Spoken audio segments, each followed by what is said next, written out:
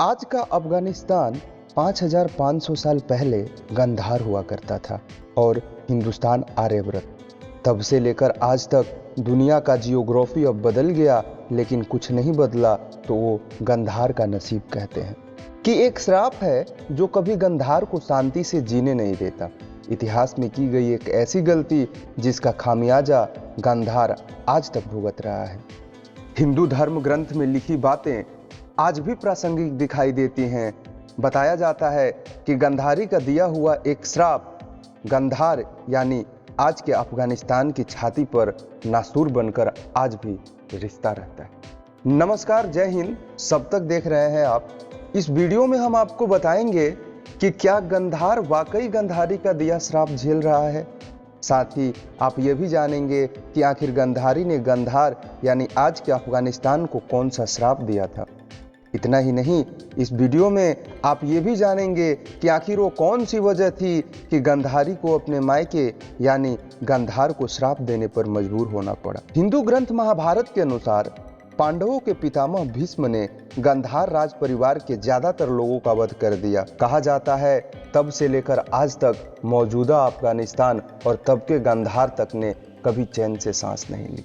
कई अध्ययनों में यह बात साफ हुई है, अफगानिस्तान का महाभारत के साथ काफी गहरा रिश्ता है। अफगानिस्तान की पेशावर घाटी और काबुल नदी तक महाभारत का इतिहास फैला हुआ है। नवंबर 2013 में एशिया और अफ्रीका की तरफ से हुई एक स्टडी में बात साबित हुई थी कि अफगानिस्तान का हजारों साल पहले महाभारत से खास रिश्ता है। विशेषज्ञ बताते हैं कि गंधार साम्राज्य आज भी अफगानिस्तान में है और इसे अब कंधार के नाम से जाना जाता है।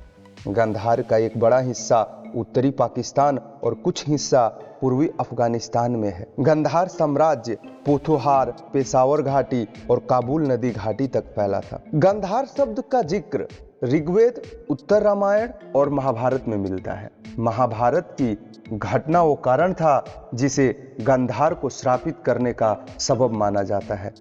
इसकी पूरी कहानी अब आपको तफसील से बताएंगे। आगे बढ़ने से पहले आप ये तो जान ही गए होंगे कि इस वीडियो कंटेंट की पहली, दूसरी और तीसरी हाइलाइट्स का जवाब भी आपको मिलने वाला है, जो है क्या अफगानिस्तान वाकई गंधारी का श्राप झेल रहा है।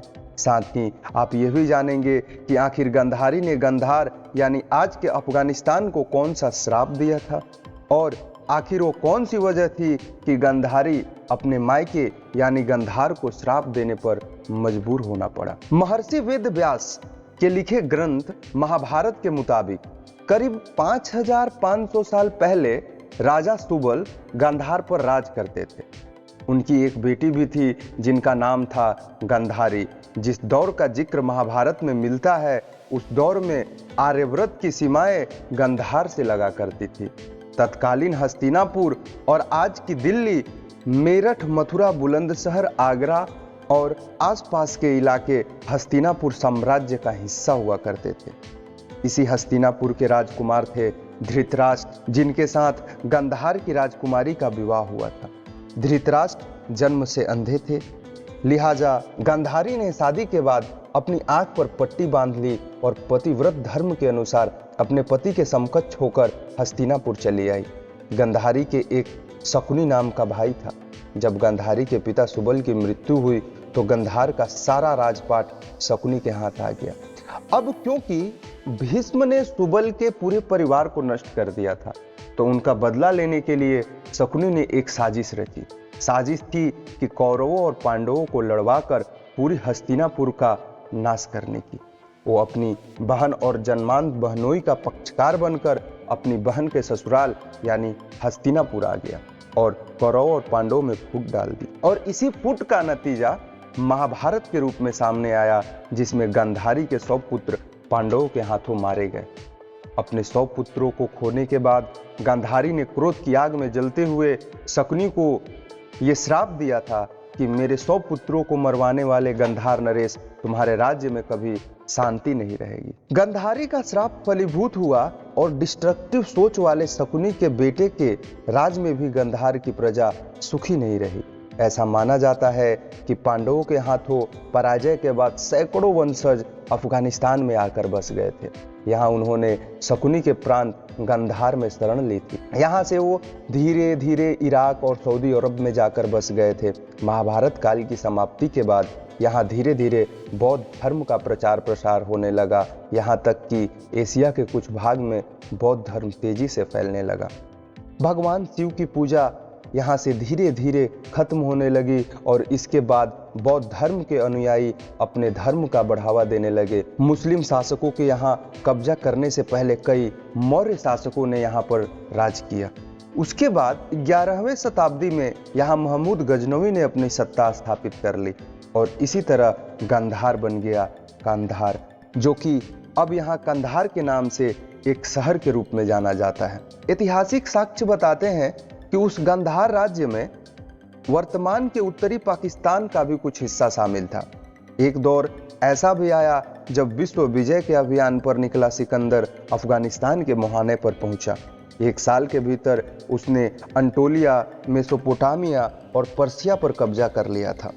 आगे अफगानिस्तान था। सिकंदर को लगा ये तो कुछ दिनों की बात है, लेकिन वहां पहुंचने पर उसका गणित उल्टा पड़ गया। वहां अंतहीन जंग शुरू हो गई। छोटे छोटे अफगान कबीलों ने सिकंदर की मजबूत सेना को हाँफने पर मजबूर कर दिया। होते होते 3 बरस बीत गए। फिर एक दिन सिकंदर के नाम चिट्ठी आई। उसकी मां ने तंज कसते हुए पूछा था कि सिकंदर कैसा योद्धा है जो 3 साल से एक छोटी सी जगह पर अटका हुआ है। सिकंदर ने चिट्ठी पढ़ी। उसने एक थैली में अपने आसपास की मिट्टी भरी और एक संदेश भेजा, माँ इस मिट्टी को अपने घर के अहाते में बिखेर देना। सिकंदर की मां ने वैसा ही किया। अगले ही कुछ दिन बाद मैसिडोनिया के कुलीन लोग आपस में लड़ने लगे। वहां भयंकर मारकाट मच गई। उसी समय से एक कुख्यात लोकोक्ति चली आ रही है, Afghanistan is the graveyards of the empires, यानी अफगानिस्तान साम्राज्यों की कब्रगाह है।